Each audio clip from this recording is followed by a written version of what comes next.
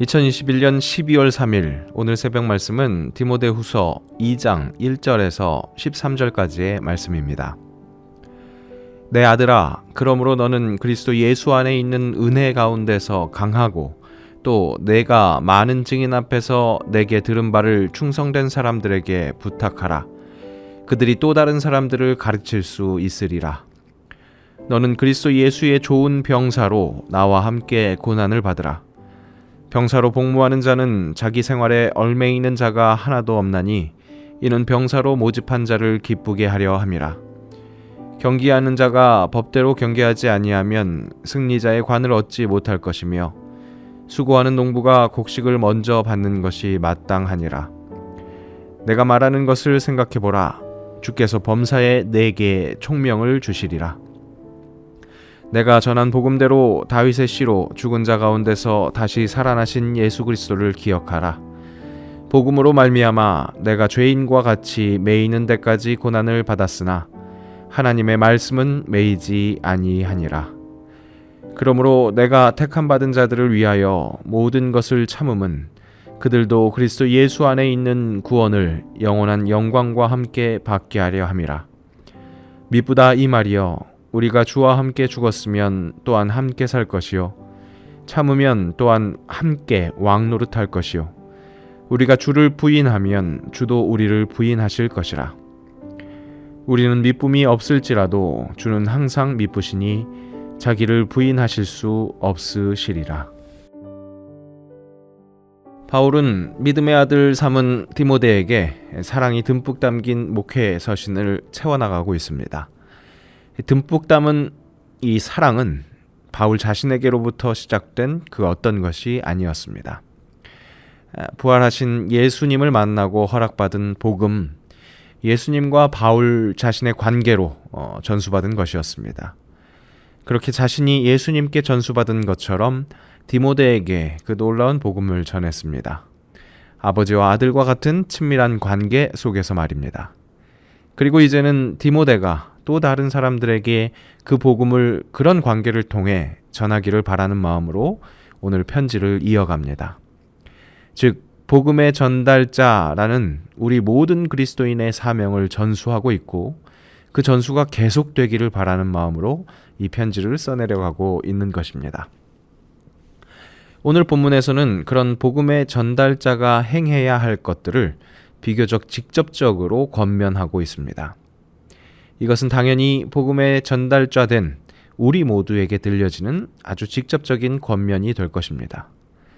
더욱더 직접적으로 받아들이기 위해서 오늘 말씀 나눔은 동사를 중심으로 살펴보려고 합니다.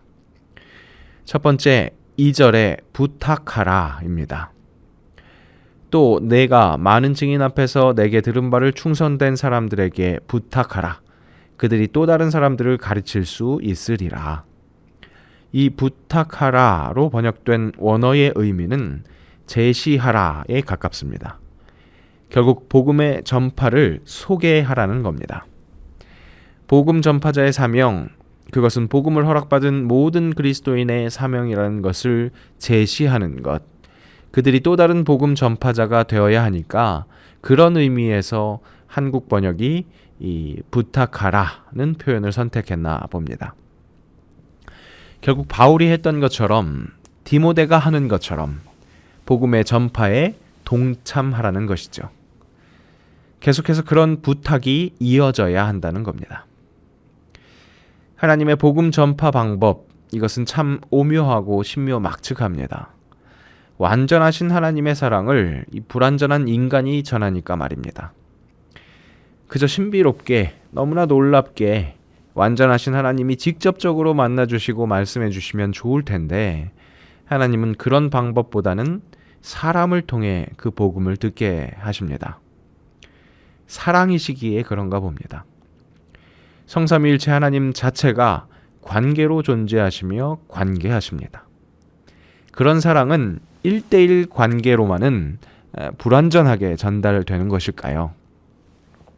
완전하신 하나님은 완전한 삼위가 하나가 되시지만 완전하지 못한 우리는 보이지 않는 완전한 하나님과만 그렇게 교제하며 알기가 어려운 것 같습니다. 보이는 불완전한 이웃과의 그 삼각관계 속에서 진정한 사랑을 깨닫게 되는 것 같습니다. 그렇기에 이 불완전한 우리가 완전한 하나님의 사랑을 소개하며 불완전한 이웃을 향해 나아가야 합니다. 우리가 복음을 허락받았던 그때처럼 말입니다. 하지만 그 복음 전파의 길, 그것은 가시밭길입니다. 그 사실을 바울은 확실하게 언급합니다. 3절입니다.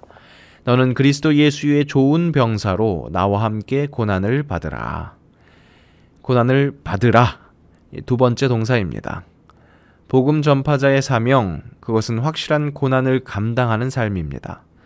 이 고난받는 상태를 좀 더 잘 설명하기 위해 바울은 세 가지의 메타포를 활용합니다. 힘써 싸우는 병사, 경기하는 운동선수, 수고하는 농부입니다. 병사에서는 충성을 읽을 수 있겠습니다. 경기하는 운동선수는 룰을 지키는 공정을 읽을 수 있습니다. 수고하는 농부에서는 성실이 읽힙니다. 충성, 공정, 성실 모두 이 고난이라고 읽혀질 만큼 장착하기 쉽지 않은 것들입니다. 하지만 복음의 전달자는 그 고난 앞에서 이 무거운 무기들을 짊어져야 합니다. 어떻게 그것을 감내하며 한 발자국 앞으로 전진할 수 있을까요? 그 방법은 다음 동사들에서 찾을 수 있습니다. 7절, 8절입니다. 내가 말하는 것을 생각해 보라. 주께서 범사에 내게 총명을 주시리라. 내가 전한 복음대로 다윗의 씨로 죽은 자 가운데서 다시 살아나신 예수 그리스도를 기억하라. 바울이 말하는 것을 생각해 보는 것, 그것은 다름 아닌 죽은 자 가운데서 다시 사신 예수 그리스도를 기억하는 것입니다. 기억하라. 그분의 선행하심, 인간의 모든 죄의 결과 고통, 그 고난을 모두 경험하고 죽으신 것.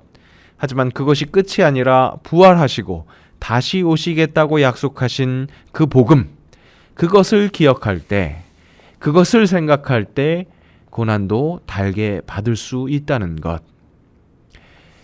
바울은 이어서 바울 자신은 그렇게 견딜 수 있었다고 이야기합니다. 자신이 경험한 이야기, 내가 고난을 받아도 죽은 자 가운데서 다시 살아나신 예수 그리스도, 그래서 내 앞에 나타나셔서 말씀하신 그분을 기억하며 버티고 견뎠더니 하나님의 말씀은 매이지 않더라. 그렇게 자신의 경험담을 이야기합니다. 9절입니다. 복음으로 말미암아 내가 죄인과 같이 매이는 데까지 고난을 받았으나 하나님의 말씀은 매이지 아니하니라. 하나님의 말씀만을 위해 헌신하였더니 병사처럼 충성하고 운동선수처럼 공정을 지키면서 농부처럼 성실히 예수님 기억하며 그렇게 견뎠더니, 그렇게 나의 이상을 하나님의 말씀 전파에 두었더니 하나님의 말씀은 매이지 않더라는 겁니다. 혹 나는 죄인과 같이 매이는 데까지 고난을 받더라도 나의 이상을 하나님의 말씀 전파에 두었더니 정말 하나님의 말씀은 매이지 않더라. 많은 사람들이 각자의 삶의 이상을 가지고 살아갑니다. 때론 그 이상이 정말 이상에서 그치기에 좌절하고 낙담하고 그렇게 매이며 살아갑니다. 또 때론 그 이상이 이루어졌는데도 그래도 성에 차지 않음을 발견하고는 다시 꼭 매이고 맙니다. 그때의 매임은 정말 숨이 막히게 매여짐입니다.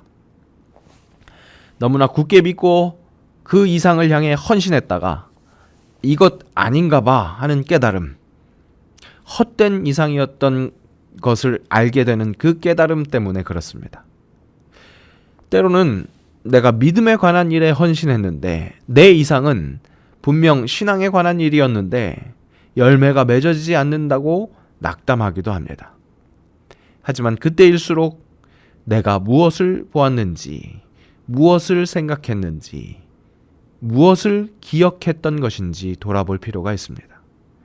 나의 이상은 정말 신앙이었는지, 그 이상을 위해 나를 지탱하고 있었던 것은 무엇이었는지.